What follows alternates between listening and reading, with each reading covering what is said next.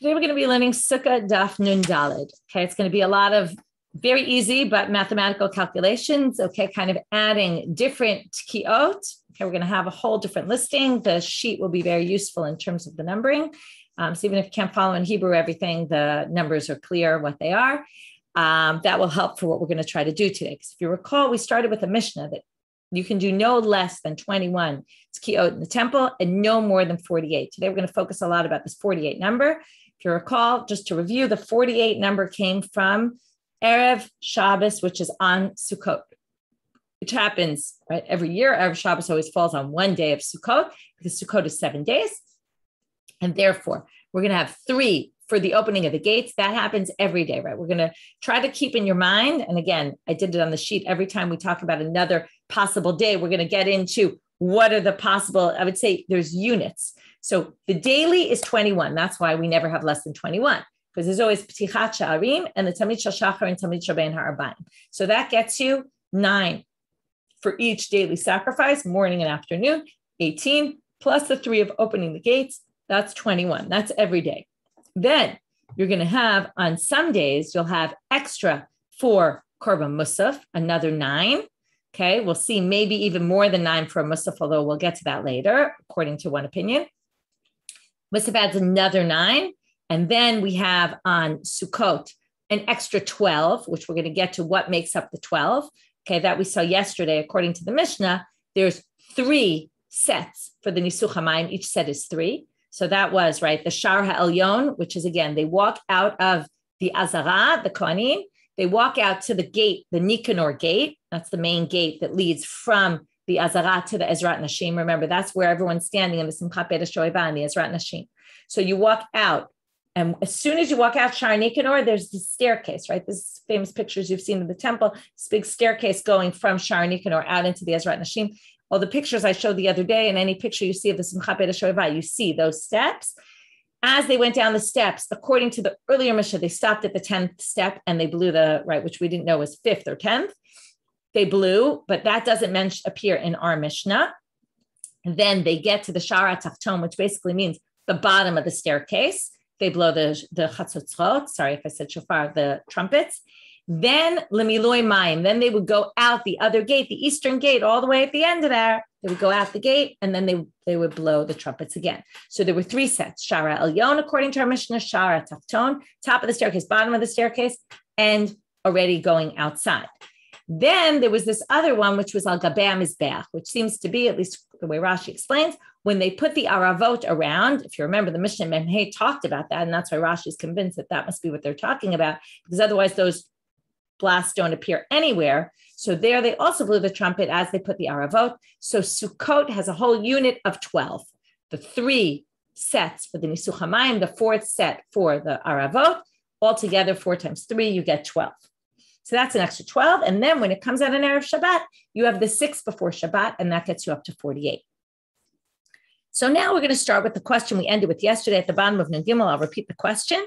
Hada Amarav Kahana. Now then we saw machloket. Do we count each blast as 1 or each, right? Tkiya, trua, tkiya, is that 1 or is it 3?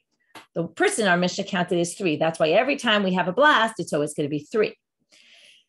So, Kiman Azla, according to who does the following statement go of Rav Kahana, who said, Ein bein tkiya l'twa v'lo klum, when you're blowing the shofar, okay, and this is really on Rosh Hashanah, okay, when you blow the shofar, you can't take a break in between this tkiyot and the t'wal, okay, no break.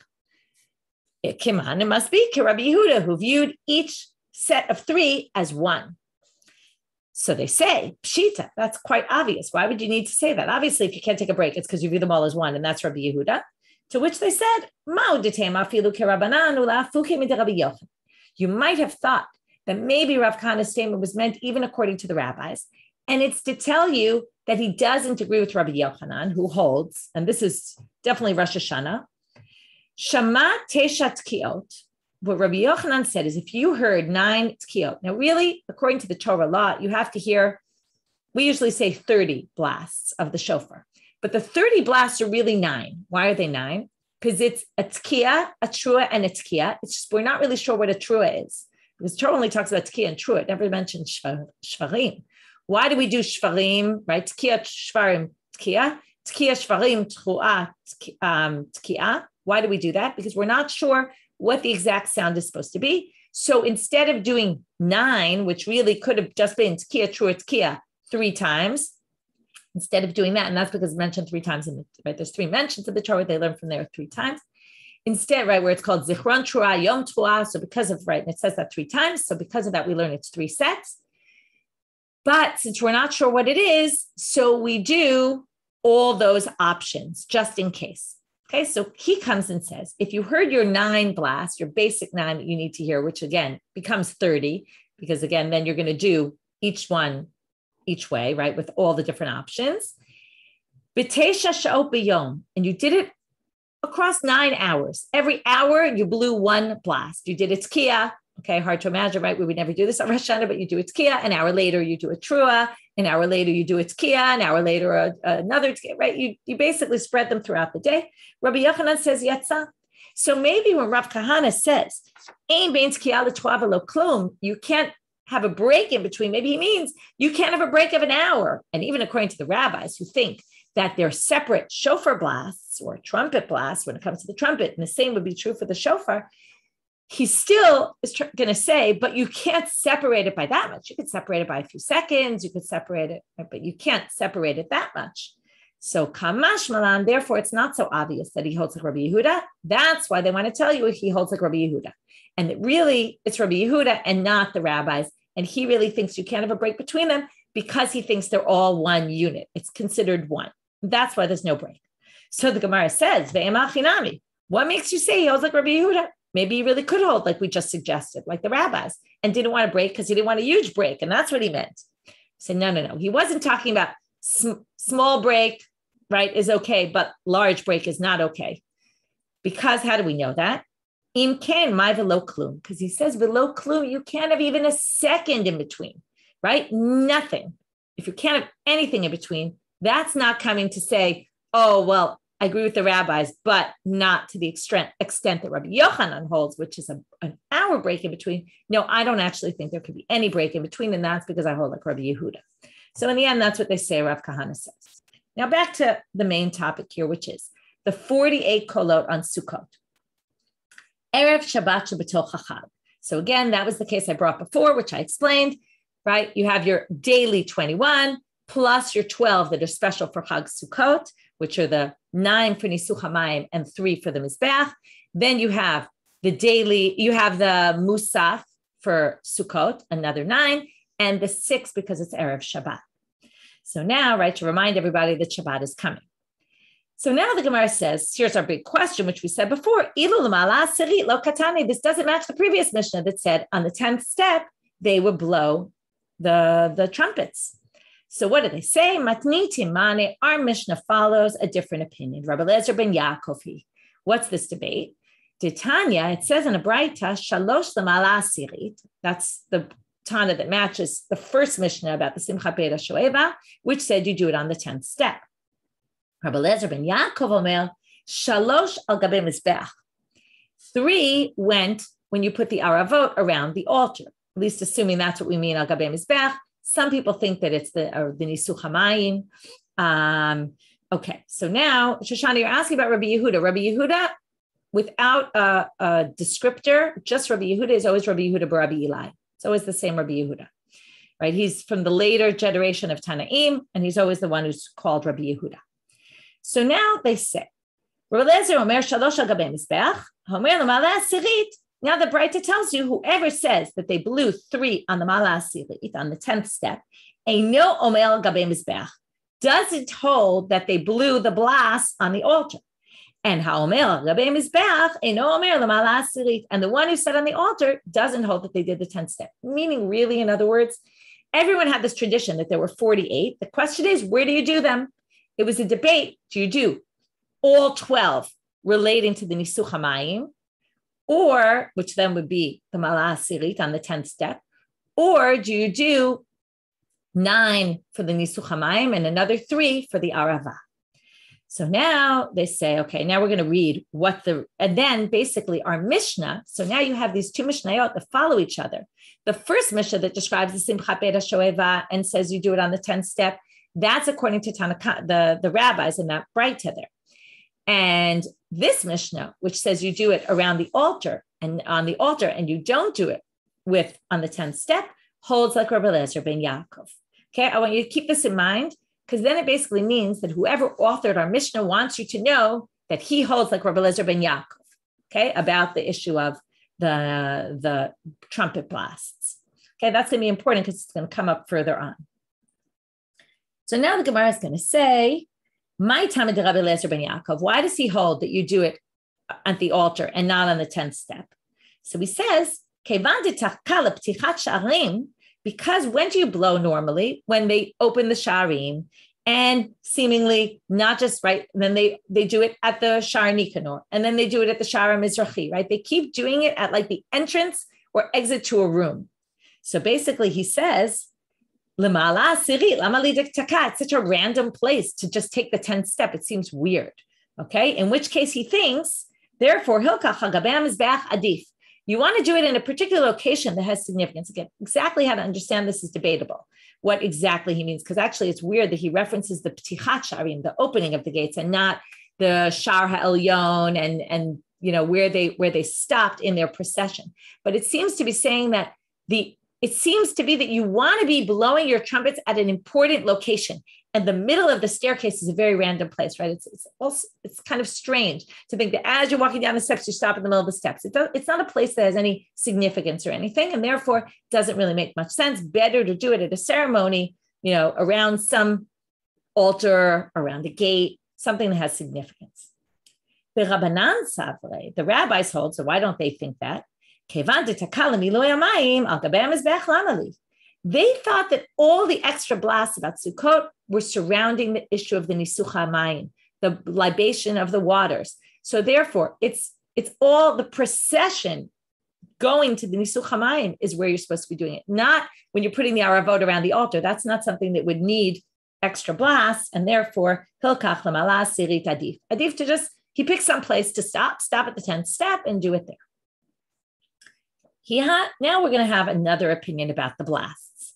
So until now, again, we had on a regular day, I'm just going to keep reviewing this so you get in your head. Regular day 21, 3 for opening the gates, and 9 each for the daily sacrifices. Remember, why the daily sacrifices? Why do you have 9 for each? Because you would say, I said this yesterday, you would say a shiur, a song. The Levites would sing a song as they brought the sacrifices. In between, they would stop 3 times, and each time they would break, they would blow the trumpets. So basically you have 9 for every time you bring a sacrifice, okay, which makes sense.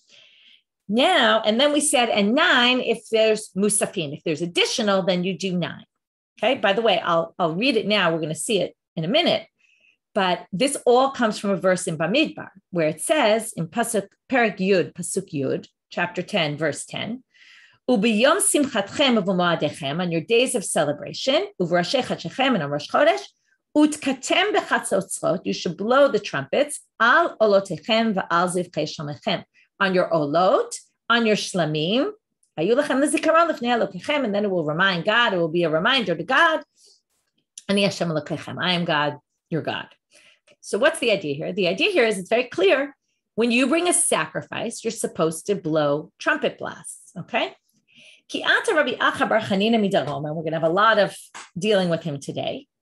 Rabbi Acha bar Chanina came from south of the southern Israel. He brought a Breita in his hands, meaning he taught us the following thing. Okay, in Pasuk chapter 8, verse 8, in that 10th chapter, 2 psukim before the one we just read, it says, and Bnei Aharon HaKohanim yitka'u b'chatzotzrot, they will blow the trumpets. This should be for generations. Now you would say that's a topic sentence, right? You read a paragraph, you always learn, make a topic sentence, and then it goes on later and it says, okay, blow them here, blow them there, etc. But that's not the way that they always understand the Torah, and they have a way to darshan this. They say, Ubnei Aharon, here's the Breita, Ubnei Aharon HaKohanim yitka'u b'chatzotzrot. It just could have said, even if you're going to make this a topic sentence, it just could have said in the Bnei Aharon HaKohanim with the chatzotzrot, okay, with their trumpets, And then it says in chapter verse 10, it says they blow, right? They blow them. Why would you need to say they blow the trumpets in the first pasuk? Seems unnecessary. You don't need the verb yitkeu. Shekvar ne'emar, there's a funny way of using the word. It says, because it already says, now already is 2 verses ahead. Okay, when we talk about the Torah, we don't have an order, right? It's not like, oh, it already said it, means it said it before, therefore it doesn't need to say it here.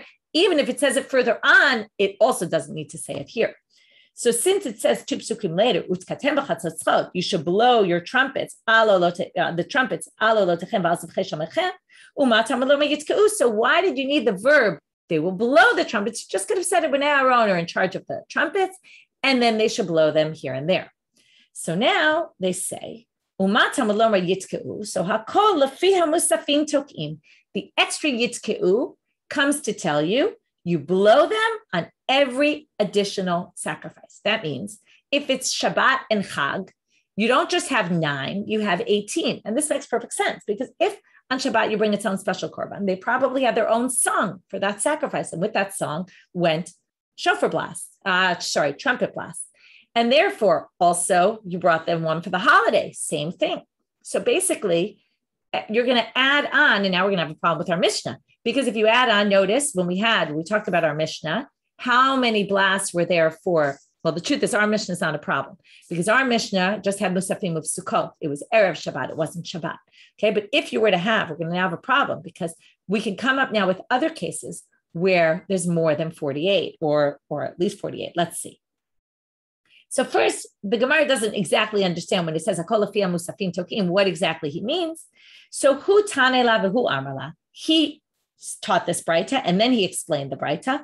Lomar shetokino kol musaf u'musaf. Okay, that explains what I already explained, which is you make separate blasts on every single musaf. So now we're going to have a problem.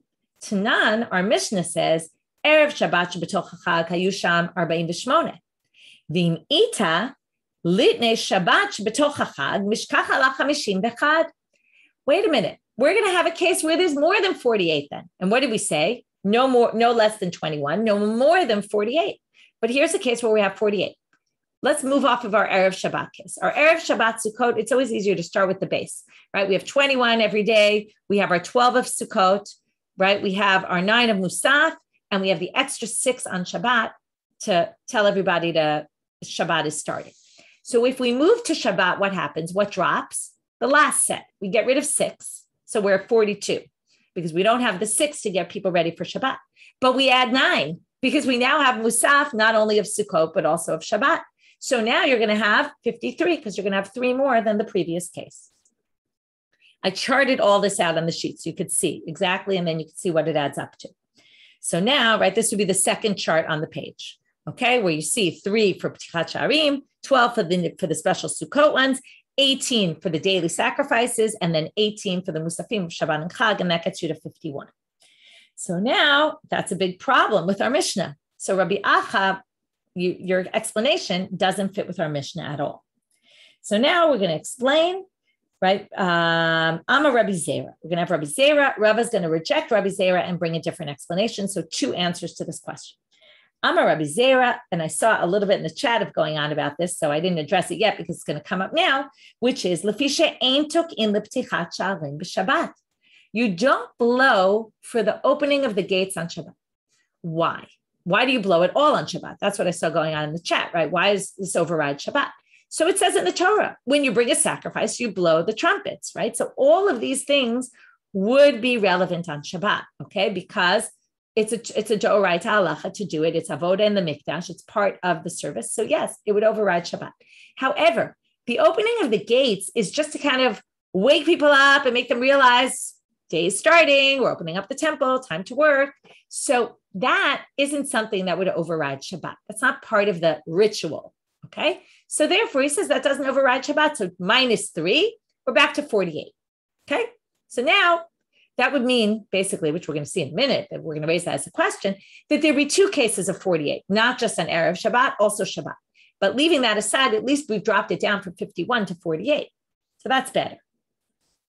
So I'm a Rava. He has a very strong way of saying this. Man ha de lo chash l'kimcha. Right? This is someone who doesn't take care of his flour at all. Okay, whether that means he doesn't sift out the bad stuff, he doesn't. Right? There's different ways we've seen this phrase before. There's a bunch of different ways of explaining it. I'm not going to focus on that now, but the basic point is you don't know what you're talking about. Is what he says to him. Why? He's going to raise a few questions.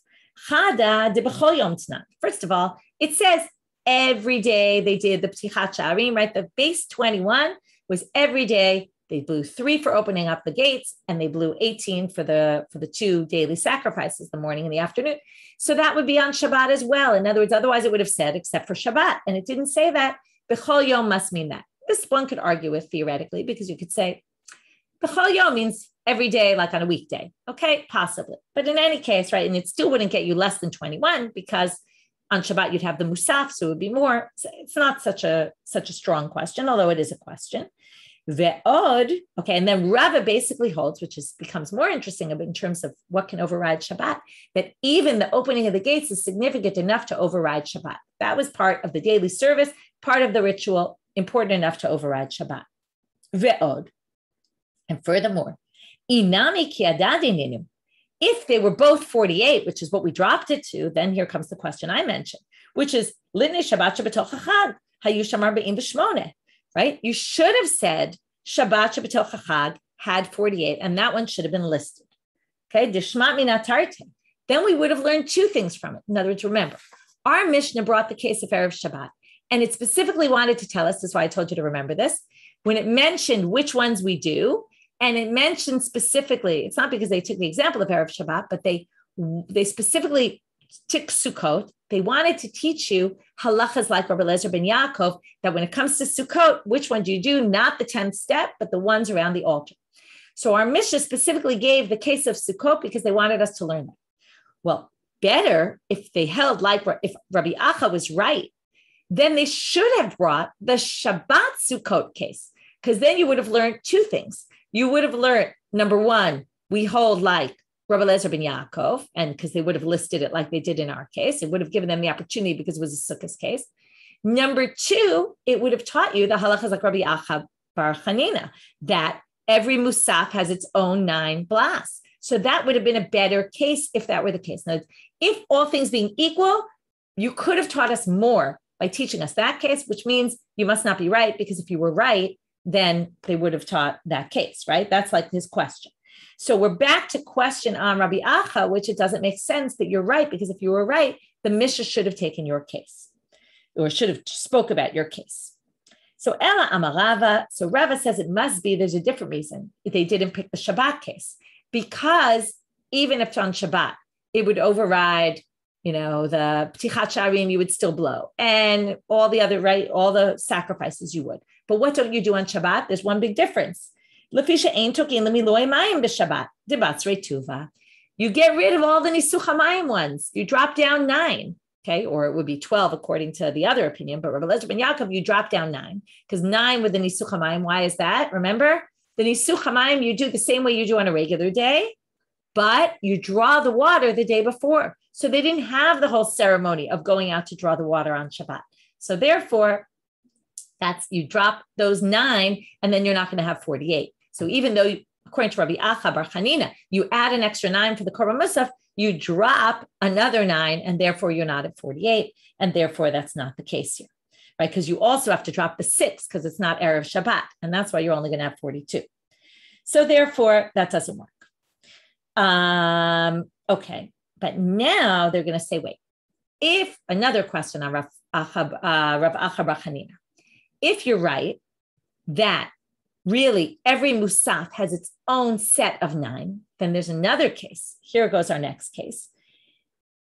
Litnei nami Rosh Hashanah shechaliot b'Shabbat. When Rosh Hashanah falls on Shabbat, what happens? Musafim. You have 3 musaf offerings. So that's going to be 3 times 9, 27. So here, and then that's going to get our numbers up, and we'll go through the whole numbers in a minute.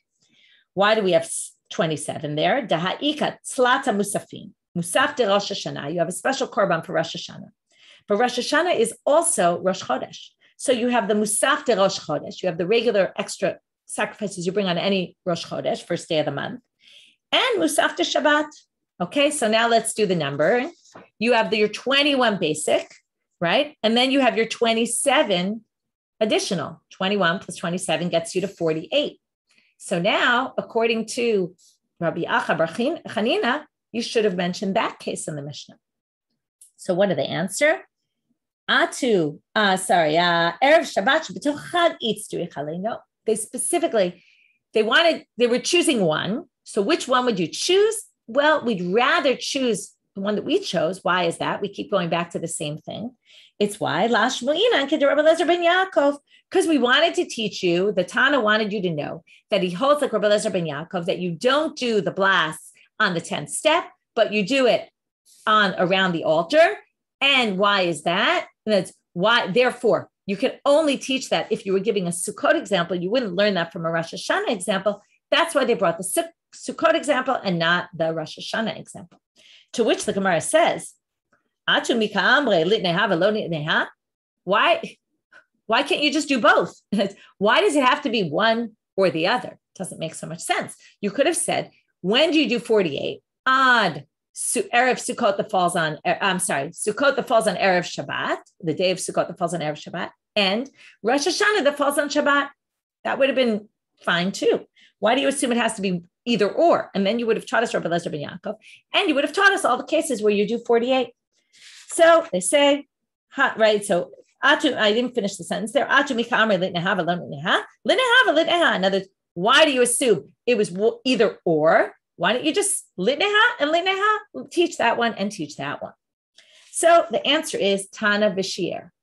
The structure of our Mishnah is a common structure that appears. Something the same structure comes every time we say this, which is the Tana listed one and left off others. Okay, that was his. He wasn't trying to come and tell us, right? Sometimes they want to tell us everything. This Tana wanted to come and give us an example of one and left off a bunch of others. Now, why do I say a bunch of others? Because when there's only two examples, the Mishnah doesn't do a Tana v'Shiur. Every time they mention Tana v'Shiur, that the Tana left something out, it always means there were a bunch of things and he left a bunch off. Because it wouldn't make sense if there's only two that he wouldn't mention both. The assumption is there's at least 3 or 4 or 5 or 6. We don't know how many, but there's a bunch. And the Tana listed one as an example for all the rest and left off the others. So if that's the case, then you have to say there must be more than one that he left off. So that's going to be our question. What other day do you end up with 48? That's why I said it's a mathematical day. We're going to try to always get to 48. So my Shiur, the high Shiur. So which other ones did he leave off? Shiur Erev Pesach. Why Erev Pesach?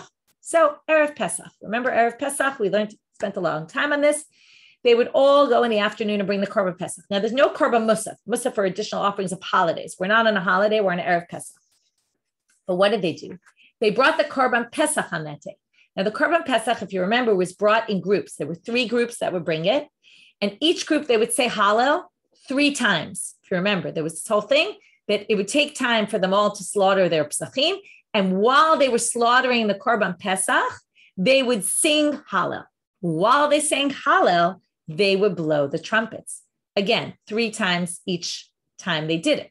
So if you have 3 groups, and each time they blow 3 blasts, because the 3 blasts always go together, right? So 3 groups, you're going to have 3 groups, and they did it 3 different times during Hallel.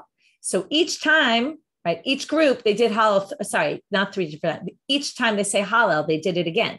So 3 groups, 3 Hallels, and 3 blasts each time. So 3 times 3 times 3, 27. So again, 21 daily plus 27 gets you to 48. So now they say, wait, what I just said right now, that they did 3 groups and Hallel 3 times each one, okay, that's only according to Tanakama. But exactly, Gita, you remembered this. Imishum Erev Pesach lav shiurahu. No, Erev Pesach, you wouldn't have anything left over. Why? Dahamani, we could say our Mishnah is according to Rabbi Yehuda. According to Rabbi Yehuda Dahamal, who said, Mimehem shal kach lishit lo igia lomar ahavti ki yishma Hashem mipnei shayu im amam muatim. By the time they got to the 3rd group, there weren't a lot of people left. They never finished even the first Hallel. That means the 3rd group would only have 1 set of blasts. So basically, you're going to have 3 times 3 times 2 for the first 2. That's going to get you to 18. Plus only 3 blasts for the 3rd group, you're going to get to 21. 21 plus 21 is 42. That's not going to get you to 48. So that can't be the case. That's only if you assume. In other words, this is a way of kind of rejecting it and saying maybe the Mishnah is like Rabbi Yehuda, and then that wouldn't be one of the things that were left off. But then the Gemara says, but wait a minute. How kimna deloke Rabbi Yehuda? Didn't we already say our Mishnah doesn't hold like Rabbi Yehuda? In what issue? Remember, Rabbi Yehuda said 7, the minimum 7 blasts, the maximum 16 blasts, because he held tkiya trua tkiya is all 1 and not 3. So our Mishnah already doesn't hold like Rabbi Yehuda, in which case you can't say the Tana held like Rabbi Yehuda, and therefore this isn't a case that he left off. No, it can't possibly be. So they say, why? Those are two very different issues. You could hold like Rabbi Yehuda when it comes to the Pesach issue. How many kitot were there and what happened with the last one and how small was it? And they really didn't sing Hallel more than once, in which case they only blew one group of blasts, but not hold like Rabbi Yehuda when it comes to how do we count the blasts. That's reasonable, in which case you could say it was left over. So, in which case you can't necessarily say that this was the case that the Tana left out, because maybe it's Rabbi Yehuda and it's not a case of 48. So we have to find a better case. In other words, you could say either way, but they want to have a convincing answer. This isn't a convincing answer because it could be this wouldn't be on the list at all. So Elamai Shiur the Hai Shiur Erev Pesach Shechal Liot Be'erev Shabbat. Why? Apik Sheet Va'ayil Sheet.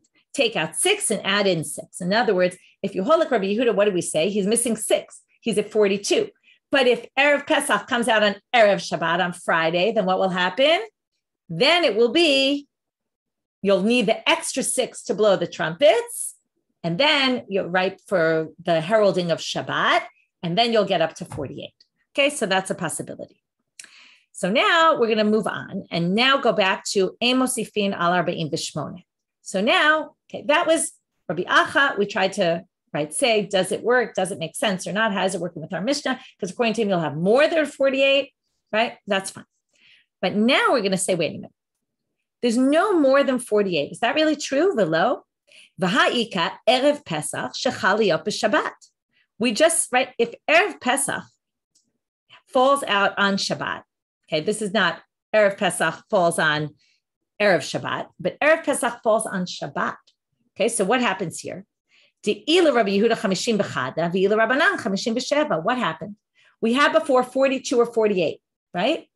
Add on Shabbat to the picture. You have another 9 for the Korban Tamid. So add 9 to 48, you're going to get to 57. Add 9 to 42, you're going to get to 51. So it doesn't matter who you are in that machloket, Rabbi Yehuda, Rabbanan, you're going to get to higher than 48. So what do they answer? This is going to cause a whole big ruckus. Ki katane midi diite b'chol shana. Must have been only listing something that happens every year. Now let's see our Mishnah. What's our Mishnah? Erev Shabbat on Sukkot. Now, does Erev Shabbat is there always an Erev Shabbat on Sukkot? Yeah, because there's 7 days of Sukkot and Erev Shabbat is a day of the week. So yes, that makes it very good, right? You're going to have every year. In other words, our Mishnah is talking about something that happens on a yearly basis. Every year it will happen. There'll be a day where there's 48, no more than 48. Once in a while, you'll have an exception where Erev Pesach falls on Shabbat, and you'll have more than 48. But I wasn't talking about once in X number of years. Okay. So now they say, right, even though we spent a long time on Erev Pesach Shechal Liot b'Shabbat in Pesachim, right? But this Mishnah didn't want to be discussing that. So now they say, wait a minute. So here they say, right, Erev Pesach, this is just continued explanation. Shechal Liot b'Shabbat. Delete b'chol shana v'shana. Since that doesn't happen on a yearly basis, lo katane, it didn't mention it. Okay, so now, atu, but wait, that's why I said this raises a whole ruckus. Erev Shabbat b'toch hachag mi iti b'chol shana. Does it really happen? I said it very simply. Like, of course, Erev Shabbat falling out on Sukkot happens every year. Now that's true. But Erev Shabbat, Sukkot, that has 48 blasts doesn't happen every year. Okay? In other words, yes, there's always an Erev Shabbat in the week of Sukkot. But, and no, Marcia, this is not supposed to be an easy daf. It's a little complicated to answer to your question. So, Atu Erev Shabbat b'toch hachag mi iti b'chol shana. Zimnin de lo mishkachala. Sometimes you don't have an Erev Shabbat that falls on Sukkot where you have 48 blasts. Why not? Ki mikle Yom Tov Rishon be'erev Shabbat. Sorry, I skipped a line. Hechidami. Kigon shechal Yom Tov Rishon be'erev Shabbat. If the first day of Sukkot happens on Friday, falls on Friday, okay? If that were to fall on Friday, what would happen? Well, there's no Nisuch HaMayim yet because there's no Simchat Beit HaShoeva. This whole procession with the trumpets was part of the Simchat Beit HaShoeva celebration. And we don't do the Simchat Beit HaShoeva when it's Chag. So therefore, you wouldn't do those extra blasts. So Gita, hold off. That's about to come. Okay? So Friday, first day of Yantif, you wouldn't have the extra 9 blasts for the Nisuch HaMayim because that's connected with Simchat Beit HaShoeva celebration, which doesn't start till the nighttime. Remember, they would start at the Motzei Chag. So now they say, what are you talking about? And this is what I saw Gita just ask. Ki mikol Yom Tov Rishon be'erev Shabbat, mitzchei dachinale. We never have the first day of Sukkot come out on Friday. Why is that? My timer, kevan de'ikle Yom Tov Rishon shechag li'op erev Shabbat. Yom Kippurim ematave chab b'Shabbat. Yom Kippurim will come out on Sunday. And we don't want Yom Kippurim to come out on Sunday. We never want Yom Kippurim to be next to Shabbat, not on Friday, not on Sunday. That's why we say lo adu rosh. The way they say it is Rosh Hashanah will never come out on Aleph Daled Vav lo adu. Never on Sunday, Thursday, Wednesday, and Friday. I'll just deal with Wednesday and Friday right now because that's our topic, which is Wednesday and Friday would make Yom Kippur come out on Friday or Sunday. And we don't want that to happen. And Rosh Hashanah is always the same as Sukkot. So therefore, if Rosh Hashanah can't come out on Friday, then Sukkot can't come out on Friday either. So that's not an exception. So yes, every single year, there's 48 on whenever Friday is on Sukkot, whatever day of the week it comes out on, that will always be 48 because it'll never be on Friday. So that's not an issue. So now they say, wait, umi dachinale? Is that really true that we never have Sukkot on Friday? Now, this is what's interesting. There's going to be a fundamental debate here about the calendar. Okay, very interesting. So really, or do we just go, right? Bahatznan. So let's start with this Mishnah. Okay, it's going to take a little time to get there. Chelbe Shabbat chevim b'yom kippurim. The chelev, which are the fats that you're supposed to burn on the altar on Shabbat. Okay, whatever sacrifices you bring on Shabbat, you burn the fats on Shabbat because it overrides Shabbat. But what if you didn't do it on Shabbat? And because the fats could be burned at night. If you didn't do it during the day, you're allowed to burn them at night. What if that night is Yom Kippur, which would mean Yom Kippur could come out on Sunday? What if that night was Yom Kippur? Are you allowed to burn them on Yom Kippur? Because they belong to Shabbat, right? It all depends on, and there's a machloket, Rabbi Shmuel, Rabbi Akiva. They don't bring both sides to the machloket here. But there's a machloket there in the Mishnah between Rabbi Akiva and Rabbi Yoshua about is the sanctity, we learned this in Masechet Shabbat, it's a Mishnah in Shabbat. Does the sanctity of Yom Kippur, is it the same as Shabbat or is it less than? If it's less than, then you can't burn the fats from Shabbat and Yom Kippur because it's lower sanctity. If it's equal, then you're allowed to. So what we only see here Rabbi Yishmael's opinion, which is Chavalei Shabbat Chayvim b'Yom Tov. You can burn them. But Amar Rabbi Zera says, Ki avinam be'Rab be'Bavel, when I was at Rab's house in Bavel, Hava Amre, he said to me, Ha d'Tanya Yom Kippurim shechaliot erev Shabbat lo ayu tokim. When the Braita says Yom Kippurim that falls out on erev Shabbat, since you're going from already Yom Kippur sanctified and you're moving into Shabbat, you don't need to tell people stop doing malacha, right? You don't do all those blasts. So lo ayu tokim u'b'motzei Shabbat lo ayu mavdilim, and you don't do havdalah from Shabbat to Yom Kippur if Yom Kippur falls on Sunday. So now this would affect, right? This means that it falls on both, right? It could fall on Sunday, it could fall on Friday. So he told me when I was at Rav's house in Bavel, he told me that Braita was divrei hakol. He told me that everyone agrees with that, meaning he seems right, meaning even Rabbi Akiva, even Rabbi Yishmael. And he understood that to mean that, in other words, they both agreed that even if the sanctities are equal, still you don't make Havdalah and you don't, right? Or whether the sanctities are equal or whether they're different, it doesn't matter. You don't do Havdalah, you don't do the blasts. But Kislika Lahatam, when I got, and then he assumes, right? And it's different. I call that everyone thinks it could happen on Friday or Sunday. But when I got Lahatam to Eretz Yisrael, Eshkach Rabbi Yehuda Berei Rabbi Shimon ben Pazi, This, by the way, in answer to your question, Shad, this is a different Rabbi Yehuda.